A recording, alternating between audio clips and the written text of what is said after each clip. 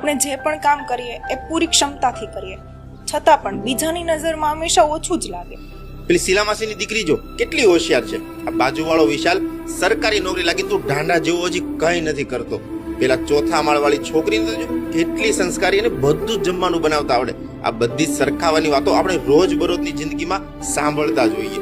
એક બાળક પોતાના માતા પિતાને ખુશ કરવા માટે શ્રેષ્ઠમાં શ્રેષ્ઠ પ્રયાસ કરે, પણ જ્યારે એની મહેનતને કિંમત થકી કમ્પેરિઝન કરી નાખવામાં આવે ત્યારે એનો આત્મવિશ્વાસ તૂટવા લાગે. આપણે જે પણ કરીએ પેરેન્ટ્સને ગમે જ નહીં, કેમ કે સોસાયટી કે સગા સંબંધીઓમાં કોઈને કોઈ આપણાથી સારું તો કરતું જ હશે ને એક દિવસ એવું લાગવા લાગે કે મારામાં જ કંઈક ખોટ હશે.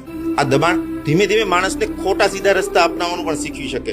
શોર્ટકટ લેવાનું, ગેરકાયદેસર રસ્તા અજમાવાનું કે પછી એક દિવસ આખી સિસ્ટમ પ્રત્યે અવિશ્વાસ પેદા કરવાનું.